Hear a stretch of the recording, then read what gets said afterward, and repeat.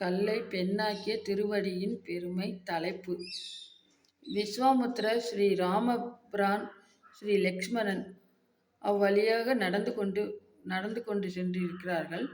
அப்போது ஸ்ரீ ராமபிரானின் திருவடியின் தூசி அந்த கல்மேல் படுகிறது. எத்தனோ பேர் அவ்வழியாக சென்றிருக்கிறார்கள். அப்போதெல்லாம் இந்த மாதிரி எதுவும் இல்லை. இப்போது ஸ்ரீராமனின் பாத தூசி அந்த கல்மேல் பட்டவுடன் அமிர்தம் கொட்டினார் போல் இருந்ததாம் அந்த அகலிகைக்கு. கல் உருவம் நீக்கி தன் பெண் உருவமாக மாறி அகலிகை எழுந்து நின்று ஸ்ரீ ராமபிரானை வணங்கினாள்.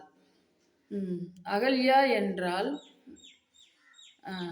ராமபிரானை வணங்கினாள். அகல்யா கௌதம முனிவரின் மனைவி அகல்யா. அகல்யா என்றால் அழகானவள். அழகு மிகவும் துன்பத்தை கொடுக்கும். அந்த அழகில் இந்திரன் மயங்கி அவளை அடைய எண்ணினான். விடியற் காலை பொழுதில் சேவலாக உருமாறி கூவினான். கௌதமர்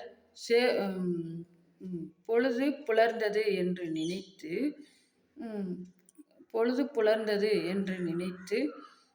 காவேரிக்கு நீராடச் சென்றார்.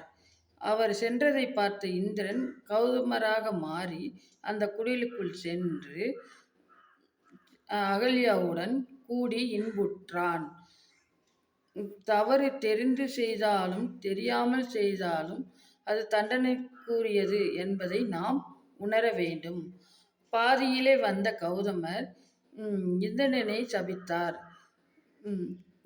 சபித்தார். அகல்யாவையும் நீ கல்லாக மாறுவா என்று சபித்து விட்டார். அகல்யா தன் கணவரை பார்த்து, நான் அறியாமல் செய்த தப்பிற்காக என்னை மன்னித்து விடுங்கள். நான் இந்த கல்லாக மாறியதிலிருந்து எப்போ எனக்கு சாப விமோசனம் கிடைக்கும் அப்படின்னு சொல்லி கணவர்கிட்ட கேட்குறாங்க. அப்போது கௌதமர் சொல்கிறார், தசரதனுக்கு குழந்தையாக ஸ்ரீ ராமபிரான் பிறந்து வளர்ந்து இவ்வழியாக வரும்போது ஸ்ரீ ராமபிரானின் திருவடி பாத தூசி எப்போ உன்மேல் படுகிறதோ அப்போது உனது சாபம் நீங்கும் அப்படின்னு சொல்லிட்டு விஸ்வாமித்திரர் இமயமலையை நோக்கி தவம் செய்ய போயிடுறாங்க. ஞானிகள் எதிர்காலத்தை அறிந்தவர்கள் என்பது நாம் இங்கு தெரிந்து கொள்ள வேண்டும். அவ்வாறு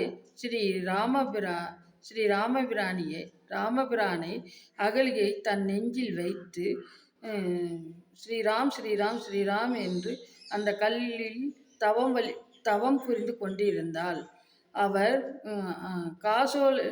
கோசலையை விட உயர்ந்த தாய் என்பதால் அவர் மேல் பாதம் படக்கூடாது என்பதற்காக கம்பர் பாத தூசி பட்டது என்றார். இத்துடன் என் உரையை முடித்துக் கொள்கிறேன்.